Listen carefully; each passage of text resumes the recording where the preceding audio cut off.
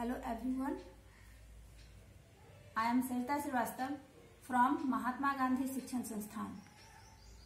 Now I am going to teach Hindi व्याकरण standard 3। बच्चों, आज मैं आपको व्याकरण के अंतर्गत लिंग पढ़ाने जा रही हूँ। लिंग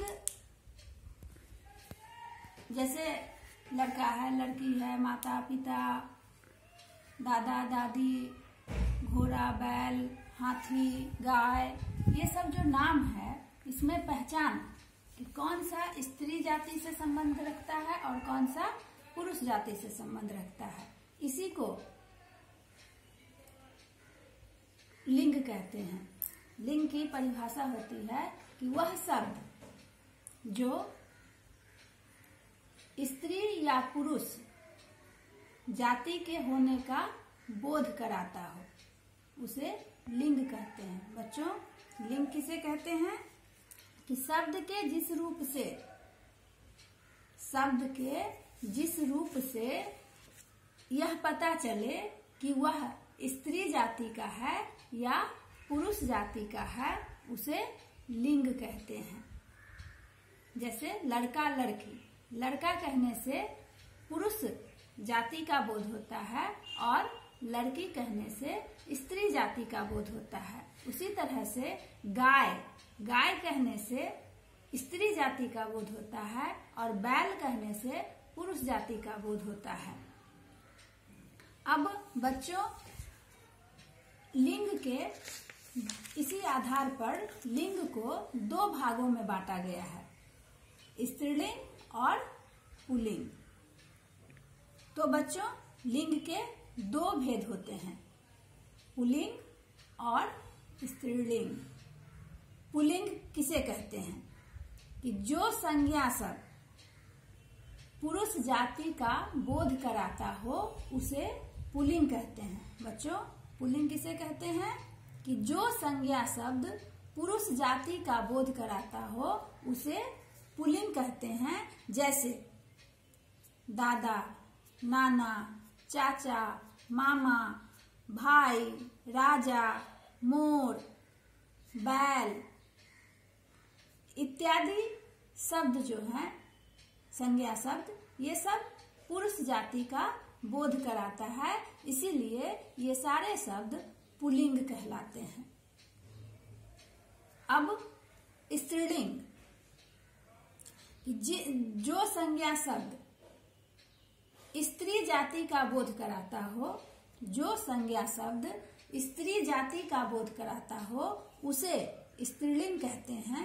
जैसे मोरनी, गाय, दादी, नानी, माँ, रानी, राजकुमारी, लड़की इत्यादि जो संज्ञा शब्द हैं, ये सारे शब्द स्त्री होने का बोध कराता है, इसलिए इसे स्त्रीलिंग शब्द कहते हैं। अब बच्चों, कुछ चीज हमें इसमें ध्यान देने वाली होती है कि हिंदी भाषा में सभी शब्द या तो स्त्रीलिंग होते हैं या तो पुल्लिंग होते हैं। अब कुछ शब्द के लिंग नहीं बदलते हैं। कुछ ऐसे भी शब्द हैं बच्चों जिनका लिंग नहीं बदलता है। जैसे राष्ट्रपति हैं, प्रधानमंत्री हैं, इंजीनियर, डॉक्टर, सभापति, सैनिक इत्यादि शब्दों के लिंग में कोई परिवर्तन नहीं होता है। यह दोनों के लिए समान रूप से प्रयोग में आता है। अब लिंग को पहचानने के कुछ अलग तरीके होते हैं। जैसे मेरा, तुम्हारा, उसका, किसका आदि शब्द पुल्लिंग के लिए आता है, यानी कि ये सारे शब्द पुरुष जाति का बोध कराता है, इसीलिए हम इन सब का प्रयोग पुरुष के लिए करते हैं। मेरा, तुम्हारा, उसका, अपना, किसका इत्यादि शब्दों का। दूसरा है कि मेरी, तुम्हारी, उसकी, अपनी, किसकी, ये सारे शब्द स्त्रीलिंग शब्द कहलाते हैं, क्योंकि ये सारे शब्द स्त्री जाति का बोध कराता है और स्त्रीलिंग के लिए प्रयोग किए जाते हैं।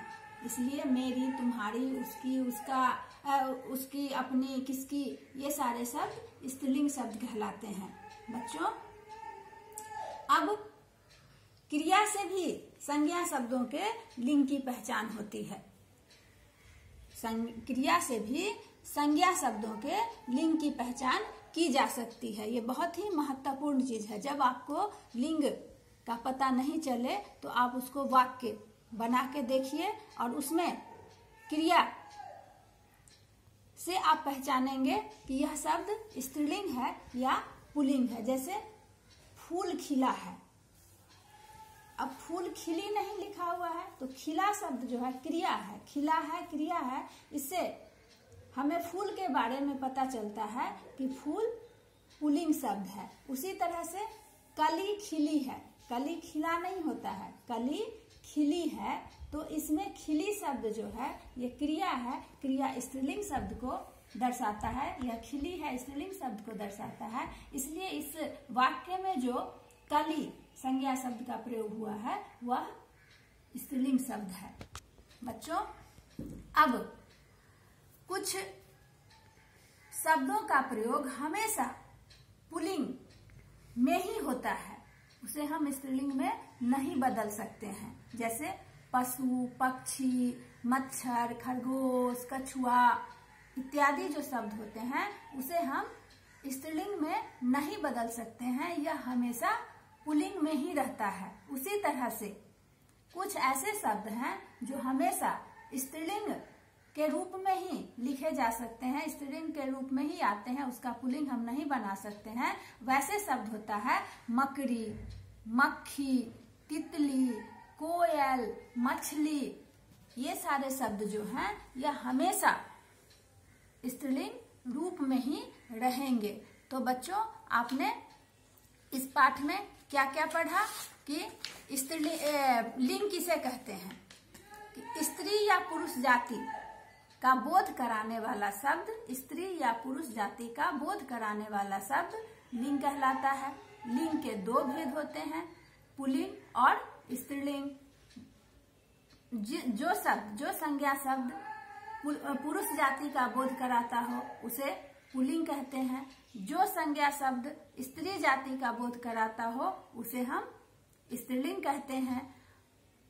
और कुछ ऐसे अपवाद स्वरूप शब्द होते हैं जो हमेशा पुल्लिंग में ही रहते हैं और कुछ ऐसे अपवाद स्वरूप शब्द होते हैं जो हमेशा स्त्रीलिंग में ही प्रयोग किए जाते हैं। धन्यवाद।